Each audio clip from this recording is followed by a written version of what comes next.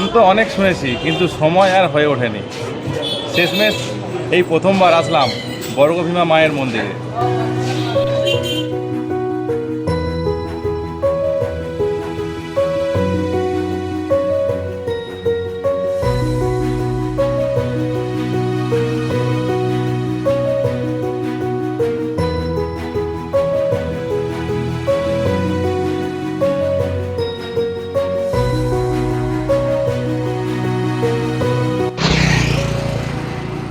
আজকে আমরা একটা নতুন জায়গায় যাচ্ছি বলতে আমরা একটা কাজেই বেরিয়েছি। সেই কাজটাকে উপেক্ষা করে ভাবছি একটা ব্লগ বানিয়ে ফেলি। তো কাজটা আমাদের খুব বেশি নেই, কিন্তু জায়গাটা বেশ অনেকটা দূরেই। এই রাস্তাতেই পড়ছে তমলুকের বর্গভীমা মন্দির, আর তমলুকের রাজবাড়ি, মহিষাদল রাজবাড়ি, আর হচ্ছে শেষে আমরা গেঁওখালি। যদি সম্ভব হয় তাহলে আমরা অবশ্যই এইসব সাইটগুলো ভিজিট করব আর এর সমস্ত তথ্য তুলে ধরার চেষ্টা করব। এখন আমরা একটা গাছের ছাওয়ায় দাঁড়িয়ে একটা রেস্ট নিচ্ছি, তারপর আবার আমাদের গাড়ি চলবে। চলো তাহলে সঙ্গে থাকো, যদি সম্ভব হয় অবশ্যই একটা নতুন ভিডিও আসছে তোমাদের জন্য। চলো।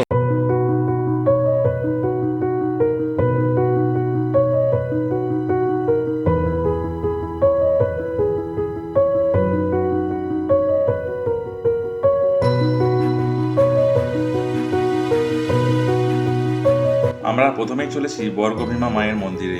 মুম্বাই রোড বা NH-16 ধরে বাগনান কোলাঘাট বীচ ছাড়িয়ে মেছেদা বাইপাস ধরে সোজা চলেছি প্রাচীন তাম্রলিপ্ত বা বর্তমানে তমলুক শহরে বর্গভীমা মায়ের মন্দিরে।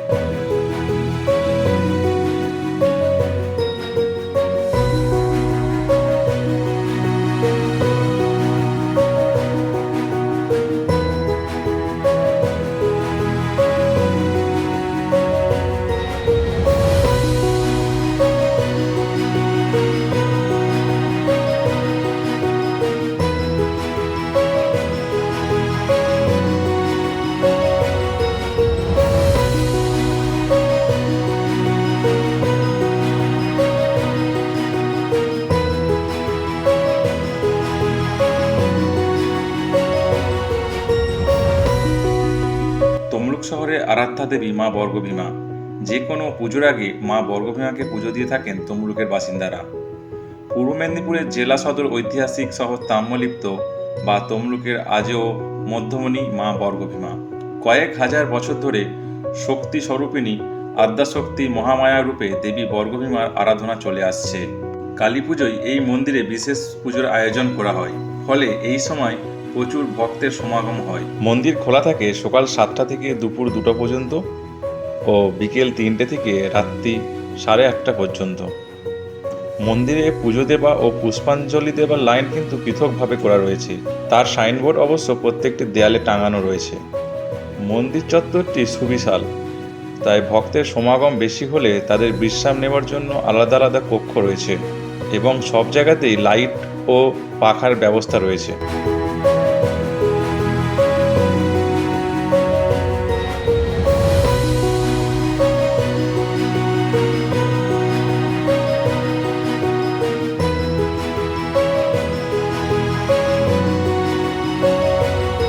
পুরাণে উল্লেখ রয়েছে, দক্ষযজ্ঞে সতীর দেহত্যাগের পর বিষ্ণু সুদর্শন চক্রে খণ্ডিত হয়ে তার বাম পায়ের গোড়ালি এই স্থানে এসে পড়ে, আর সেই থেকেই 51 পীঠের অন্যতম পীঠ হিসেবে তমলুক দেবী বর্গভীমা রূপে পূজিত হয়ে আসছেন।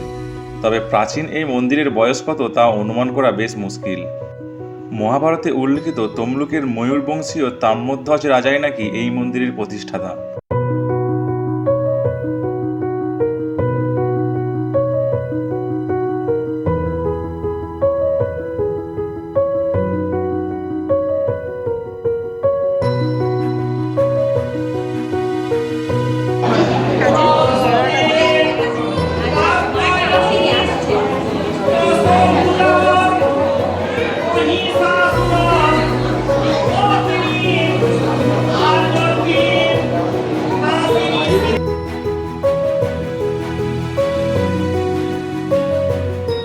আমরা দুই বন্ধু মিলে পুরো মন্দির চত্বরটা ঘুরলাম, বেশ ভালোই লাগলো।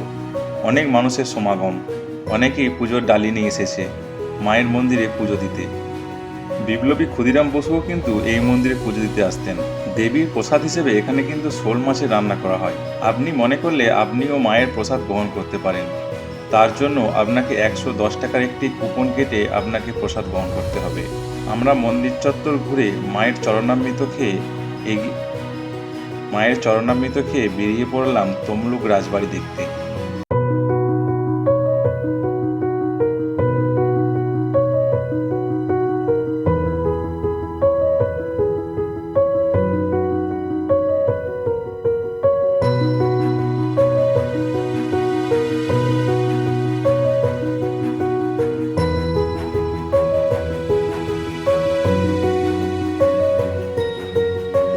গুগল ম্যাপ ট্র্যাক করে শহরের অলিগলি রাস্তা পেরিয়ে আমরা এসে পৌঁছলাম তমলুক রাজবাড়িতে।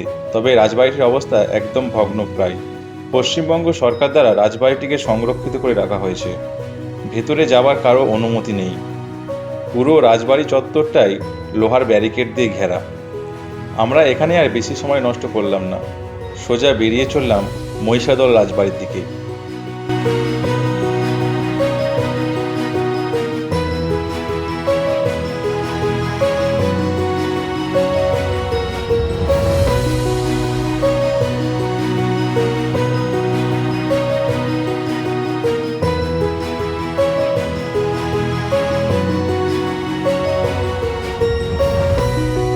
আমরা পার হেড 20 টাকা টিকিটের বিনিময়ে প্রবেশ করলাম মহিষাদল রাজবাড়িতে। আমরা এখন যেটা দেখছি এটি হলো ব্রিটিশ আমলের তৈরি রাজবাড়ি। পুরানো রাজবাড়িটি নতুন করে আবার সাজিয়ে তোলার কাজ চলছে। আমরা এই রাজবাড়িটি ছেড়ে যখন আমরা মদন গোপাল জিউ মন্দিরে গিয়েছিলাম, সেই পথেই পড়েছিল পুরনো রাজবাড়িটি।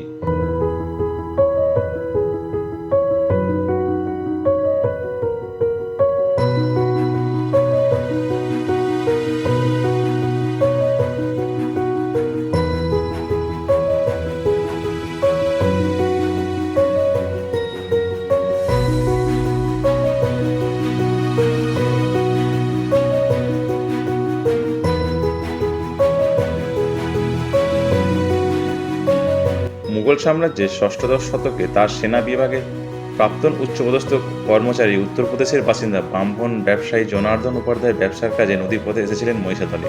বাংলার এই প্রাকৃতিক সৌন্দর্য দেখে এখানে তার বসবাসের ইচ্ছা হয়। মহিষাদলে তখন রাজা ছিলেন রাজা কল্যাণ রায়চৌধুরী। রাজা কল্যাণ রায়চৌধুরীর কাছ থেকে মহিষাদলের জমিদারি রাজত্ব কিনে নেন। এখান থেকেই সূত্রপাত হয় মহিষাদল রাজপরিবারের। রাজা আনন্দলাল উপাধ্যায়ের পুত্র সন্তান ছিল না। তার মৃত্যুর পর রানী জানকী রাজত্বের দায়িত্ব নেন। এরপর তার জামাতা ছন্নক প্রসাদ গর্গের ছেলে গুরু প্রসাদ গর্গ রাজা হন। থেকেই চলে গর্গ রাজাদের রাজপাটের সূত্রপাত। আমরা এখন যে রাজবাড়িটি দেখছি এটির নাম ফুলবাগ। এই রাজবাড়ির ভিতরে আপনি প্রবেশ করতে পারেন। রাজবাড়ির ভিতরেই রয়েছে সংগ্রহশালা। রাজপ্রাসাদের 5টি ঘরে সযত্নে রাখা হয়েছে রাজপরিবারের ব্যবহৃত নানা সামগ্রী, চিঠিপত্র, তৈলচিত্র, নানা ছবি, অন্য ঘরে ঢাল, তরবারি থেকে শুরু করে রাজসেনাদের নানা অস্ত্র, পোশাক, ব্যবহৃত খাট, পাথরের তৈরি টেবিল ইত্যাদি। ঝাড়গ্রাম রাজবাড়ির মতো মহিষাদল রাজবাড়িও পর্যটকদের জন্য ভাড়া দেওয়া হয়। আপনি মনে করলে একটি দিন এখানে রাত্রি যাপন করতেই পারেন এবং বিভিন্ন অনুষ্ঠানের জন্য রাজবাড়ি ভাড়া দেওয়া হয়। তবে দুর্গাপুজো আর রথযাত্রার সময় কিন্তু ভাড়া পাওয়া খুব মুশকিল। তার জন্য আপনাকে আগে থেকে কন্ট্যাক্ট করতে হবে, কারণ অনেকেই জানেন দুর্গাপুজো ও মহিষাদলের রথযাত্রার সময় প্রচুর মানুষের সমাগম হয় এই অঞ্চলে।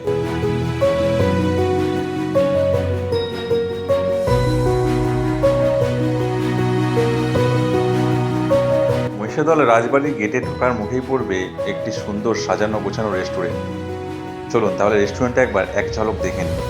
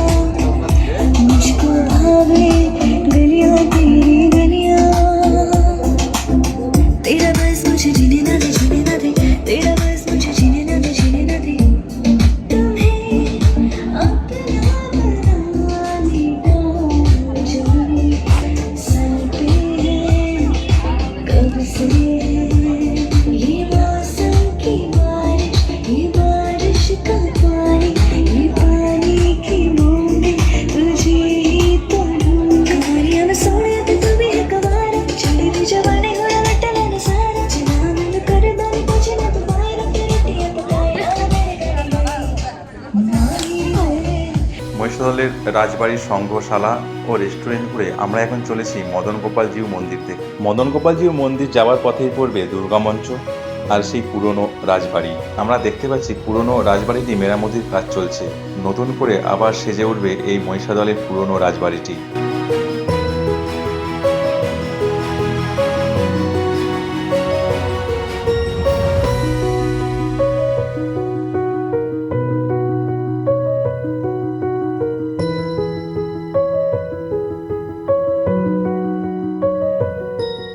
সবশেষে আমরা এখন উপস্থিত হয়েছি মদন গোপাল জিউ মন্দিরে। এই মন্দিরটি ঘুরে আমরা রওনা দেব বাড়ির পথে, কারণ হাতে আর সময় নেই, কিছুক্ষণ পরেই সন্ধ্যা নেমে আসবে। এই মহিষাদলের রাজবাড়িটি ঘুরে দেখতে অনেকটাই সময় লেগে যায়, আমাদেরও তাই হলো। সেই কারণে অনেকটা সময় আমাদের চলে গেল, তাই আপনাদের সামনে তুলে ধরতে পারলাম না রূপনারায়ণ ও ভাগীরথীর মিলনস্থল গেঁওখালির সেই অপরূপ সৌন্দর্য। আপনি যদি একদিনের ট্রিপে আসেন, মহিষাদল রাজবাড়ি ছাড়াও গেঁওখালির সরকারি গেস্ট হাউসে থাকতে পারেন। এই গেস্ট হাউসের যোগাযোগের ফোন নাম্বার আমি ডেসক্রিপশন বক্সে দিয়ে দিচ্ছি। আর আমাদের আজ ঘোরাফেরার ভিডিও আজ এখানেই শেষ করছি।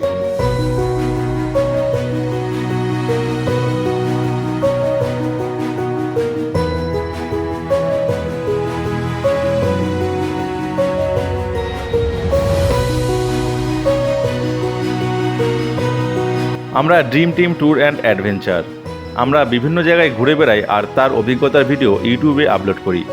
আমাদের চ্যানেলে নতুন হয়ে থাকলে চ্যানেলটি সাবস্ক্রাইব করে দেবেন, সাবস্ক্রাইব করে বেল আইকনটি প্রেস করে দেবেন। আমরা নতুন কোনো ভিডিও আপলোড করলেই ভিডিও নোটিফিকেশান সাথে সাথেই আপনার কাছে পৌঁছে যাবে।